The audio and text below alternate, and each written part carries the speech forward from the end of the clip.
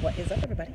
J Nell here from sunny California, burning up at the end of this heat wave here, coming to you with my UFC from Lincoln, Nebraska prediction video. It's happening this Saturday. 6 fights on the card. Let's talk about it. I actually think this is a sleeper. I'm looking at the fights here, and I think it's going to be exciting, even though the names you may not have heard of.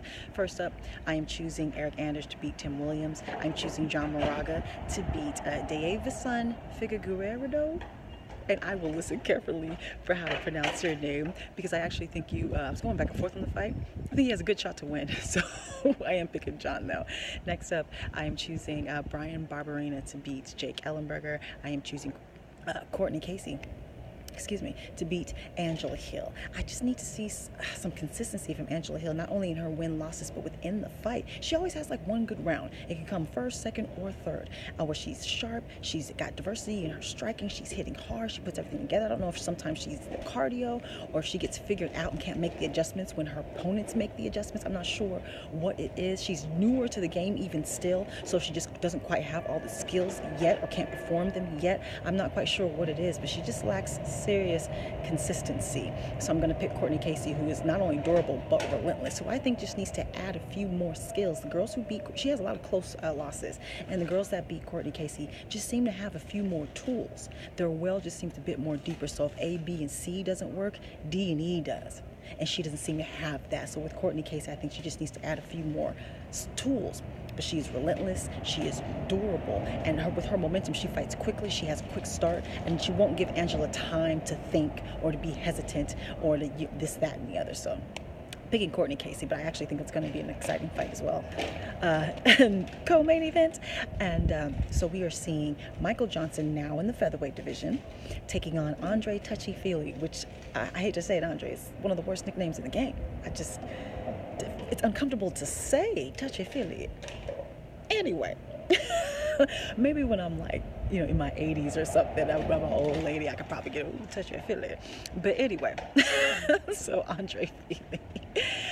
He is a tall featherweight, but he is very thin. He's very well rounded, but the stand-up game is kind of his strength. He uses that. He fights long, uses his normal reach advantage to his advantage. He uses it well. He has submissions as well. He's also tough. He's willing to brawl, a little bit too willing in my opinion. He's a little bit too willing to take punishment in my opinion. Sometimes he puts himself in bad positions in order to do damage against his opponent. So there's just little small errors here to me to explain, in my opinion, why his record is so inconsistent. It's almost literally win-loss, win-loss, win-loss, win-loss. Like, all exciting fights, though, he's kind of a fan favorite. He always puts his heart out there and on the line, but let's start to shore up them little edges there, so we can put on a run, So Michael Johnson, like I said, new to the featherweight division. They are like the same height, same reach and all of that, but I do think that Michael will be considerably thicker. So he will look bigger. He will look bigger than Andre, just simply because he's going to be a lot thicker waist, thicker thighs, all of that nature.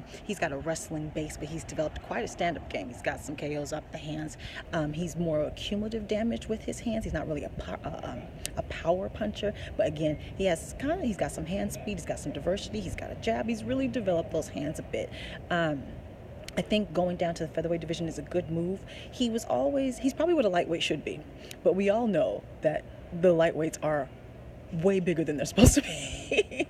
They come in at 155, but some of them walk around at like 200 pounds.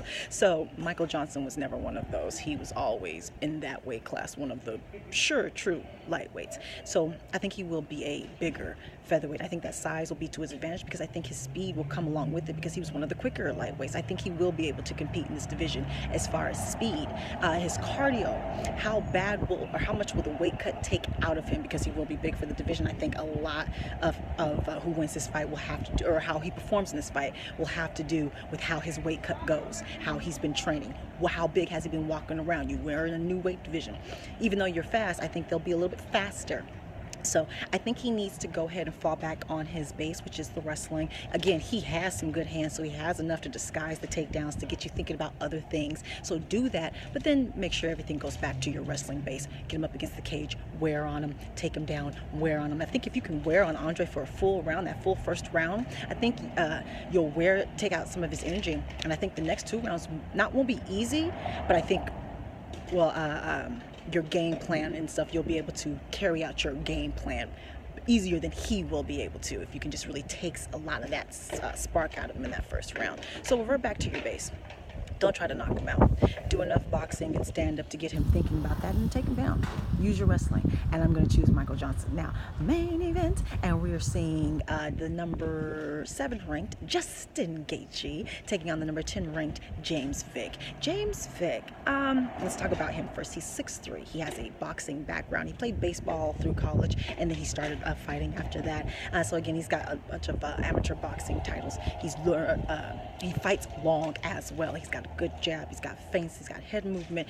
I do think he's better on with the stand-up game than Justin Gaethje is. I think that's his strength, and that's probably where he's going to want to keep it. However, he's got submission victories as well. And I think they said he's a blue belt in jiu-jitsu, correct me if I'm wrong, has submission victories, is nasty on the ground, is kind of nasty in his overall fighting spirit and style. He's kind of got a nasty, he's a mean fighter, you know what I'm saying? There's fighters who are kind of more sportsman-y.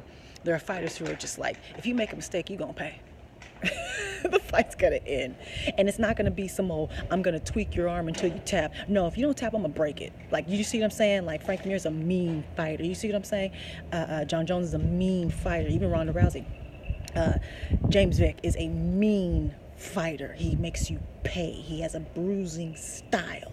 So I think it's all to his advantage. And I do understand why he's kind of been griping. This is his first main event. He's won 9 out of his last 10 fights. But the only reason why you don't have more eyes on you, James, is because the weight division you're in.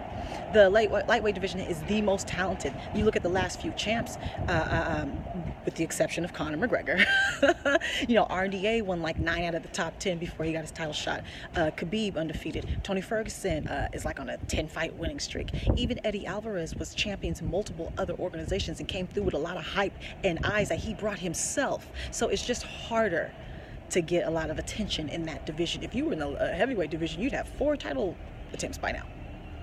So I understand your gripe, and it's worked. You've griped your way into a main event here against Mr. Justin Gaethje, who's come in to the UFC like a wrecking ball with his first, of course, spectacular win against Michael Johnson, who's beat him into a different division.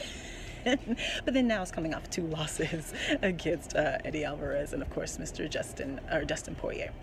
So, and like Justin knows all of his faults. It's just whether or not he's going to change them. Like he said, with the way I fight, I'm going to get knocked out. It's already happening. It will keep happening again.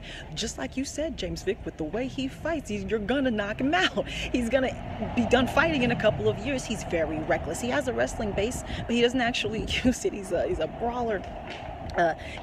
He's too willing to take a lot of damage just to give out some damage, So, he's like reckless abandonment with his own physical body.